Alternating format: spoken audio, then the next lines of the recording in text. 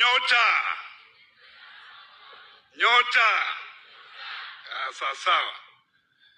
Mheshimiwa Rais, kwa niaba ya wizara nataka nikukaribishe hapa na pia kukushukuru kukubali kuja kulaunch hii project hapa South Rift, na pia kukaribisha vijana wetu ambao wametoka kaunti mbalimbali na wananchi kwa jumla.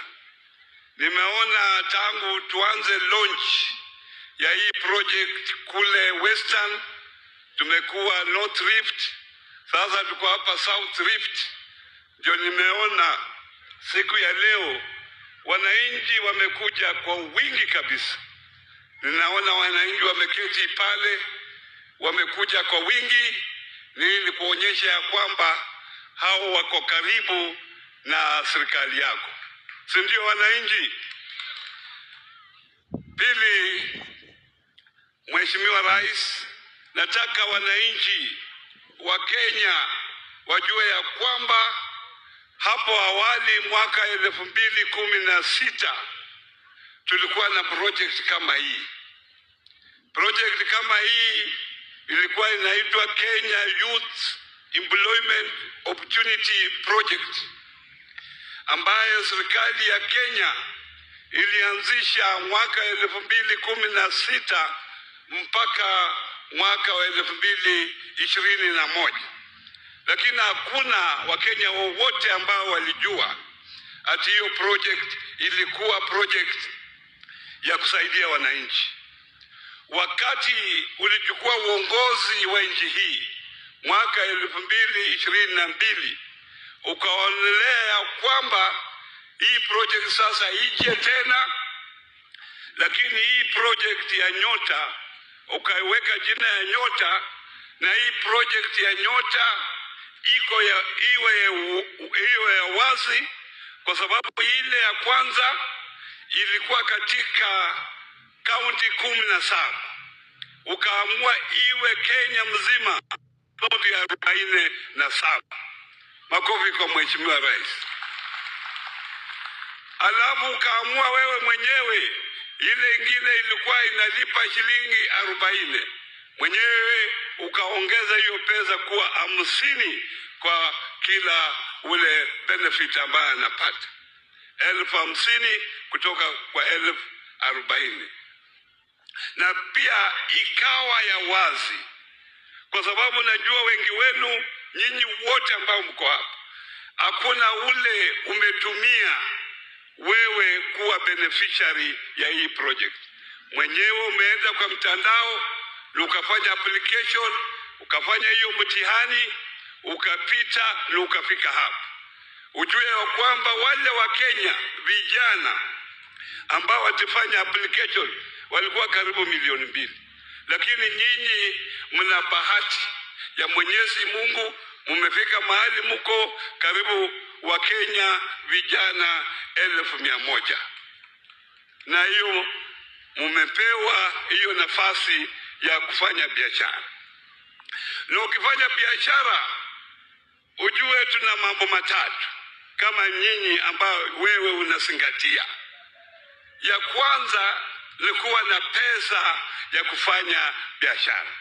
Hiyo pesa tayari serikali imekuanzishia kupa 50,000 kwanza hiyo biashara. Ni leo utatoka hapa kwa mfuko yako na 25,000. Pili, serikali imesema, pengine watu watasema hiyo ni pesa chache sana, lakini serikali imefungua avenues zingine ambazo wewe unaweza kupata pesa kuendelesha biashara yao. Ya kwanza ni Hustler Fund. Hustler Fund, najua nyinyi wote mko katika Hustler Fund.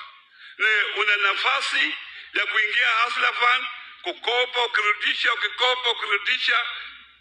Credit limit yako itakuwa juu, na unaweza kukopa paka up to 150,000 kwa Hustler Fund kusaidia wewe kuendesha business. Pia tuna Youth Fund, Tuna Women Fund ambayo inaweza kusaidia wewe, na Uwezo Fund.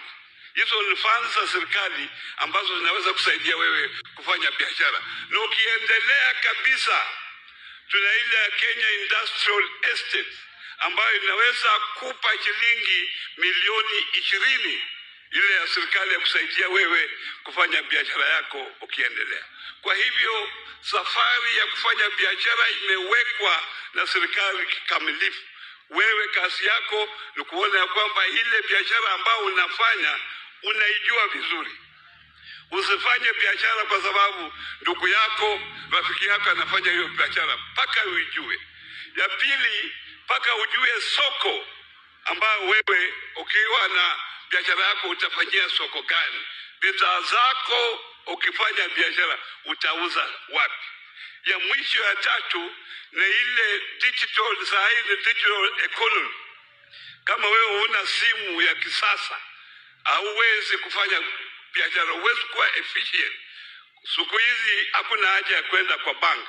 Unatoa pesa kwa bank mahali huko, unaweka pesa kwa bank mahali huko, na hiyo ndio digital economy ya Kenya na dunia mzima. Kwa hivyo serikali imekutengenezea mambo hii yote kuona ya kwamba internet iko mahali wewe unafanyia biashara, na pia county governments wana provide infrastructure ya wewe kufanya hiyo biashara kuendelea mbele. Sisi tunahimiza wale county government washirikiane na sisi, waongeze